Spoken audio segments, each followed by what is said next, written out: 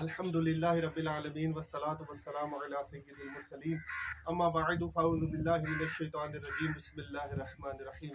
اللہ پاک کے آخری نبی جناب رحمت عالم نور مجسم صلی اللہ علیہ وآلہ وسلم پر درود و سلام پڑھنے کے بہت سے فضائل و برکات ہیں، وہیں درود پاک نہ پڑھنے کی بہت سی وعیدیں بھی ہیں کہ فرمان مصطفیٰ صلی اللہ علیہ وآلہ وسلم ہے کہ جو شخص مجھ پر درود پاک پڑھنا بھول گیا وہ جنت کا راستہ بھول گیا۔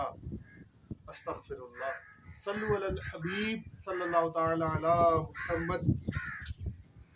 آج میں آپ کو ایک ایسا واقعہ بیان کروں گا جو قرآن پاک نے بیان کیا ہے، اور وہ ہے اصحاب فیل اور لشکر ابابیل۔ یہ واقعہ کچھ یوں ہے کہ یمن و حبشہ کا بادشاہ ابرہہ تھا۔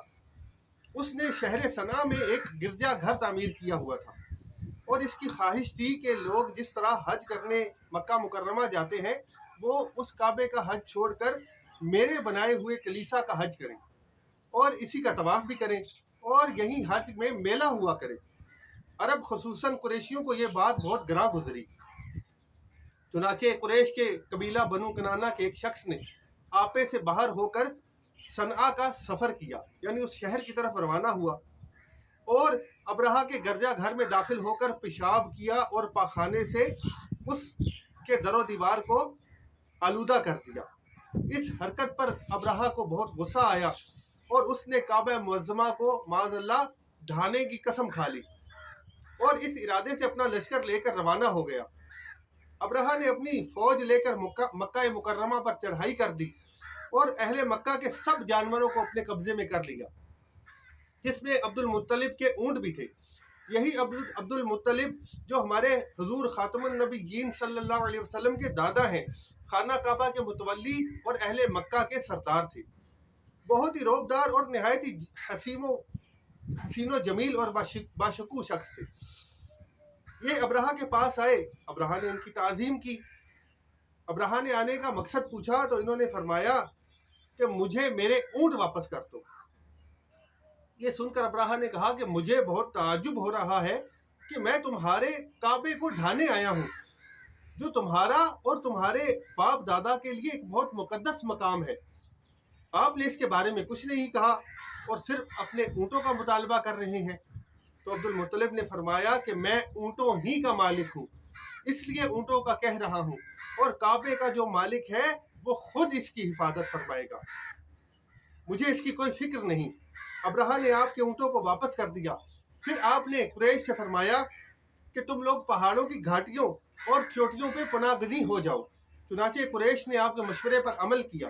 اس کے بعد حضرت عبد المطلب نے کعبے کی دروازے کو پکڑ کر بارگاہ الہی میں کعبے کی حفاظت کے لیے خوب رو رو کر دعا کی۔ ابرہہ نے صبح تڑکے اپنے لشکروں کو لیا اور اس مقدس مقام پر دھاوا بولنے کے لیے آ گیا، اور ہاتھیوں کو چلنے کا حکم دیا، لیکن ہاتھی نہ چلے۔ ہاتھیوں کا پیش رو جس کا نام محمود ہاتھی تھا، اس کو چلاتے تھے تو وہ نہ چلتا تھا۔ کعبے کی سمت جب کعبے سے اس کی سمت موڑتے تھے تو وہ چلنے لگ جاتا تھا، لیکن جب کعبے کی طرف جانے والے راستے پر اس کو چلاتے تھے تو وہ نہ چلتا تھا اور بیٹھ جاتا تھا۔ جب کئی مرتبہ ایسا ہوا تو اتنے میں اللہ تعالیٰ نے سمندر کی جانب سے پرندوں کا ایک لشکر بھیج دیا، اور ہر پرندے کے پاس تین کنکریاں تھیں، 2 پنجوں میں اور 1 چونچ میں۔ ابابیلوں کے اس لشکر نے ابرہہ کی فوج پر اس زور کی سنگباری کی کہ ابرہہ کی فوج بدحواس ہو کر بھاگنے لگی، مگر کنکریاں گو چھوٹی چھوٹی تھیں، مگر وہ قہر الہی کے پتھر تھے کہ پرندے جب ان کنکریوں کو گراتے تو وہ سنگریزے فیل سواروں کے یعنی ہاتھی سواروں کے خود یعنی اس لوہے کی ٹوپی کو توڑتے اور سر سے نکل کر اس کے بدن کو چیرتے ہوئے ہاتھی کے بدن میں چھید کرتے ہوئے زمین پر گرتے تھے۔ ہر کنکری پر اس شخص کا نام لکھا تھا جو اس کنکری سے ہلاک ہو گیا۔ اس طرح ابرہہ کا پورا لشکر ہلاک ہو گیا اور کعبہ معظمہ محفوظ رہ گیا۔ یہ واقعہ جس سال وقوع پذیر ہوا، اس سال کو اہل عرب عام الفیل یعنی ہاتھی والا سال کہنے لگے، اور اس واقعے سے 50 روز کے بعد سیدی عالم صلی اللہ علیہ وسلم کی ولادت با سعادت ہوئی۔ اس واقعے کو اللہ تعالیٰ نے قرآن مجید میں بیان کرتے ہوئے ایک سورت نازل فرمائی جس کا نام ہی سورہ فیل ہے، یعنی بسم اللہ الرحمن الرحیم ألم تر كيف فعل ربك بأصحاب الفيل ألم يجعل كيدهم في تضليل وأرسل عليهم طيرا أبابيل ترميهم بحجارة من سجيل فجعلهم كعصف مأكول۔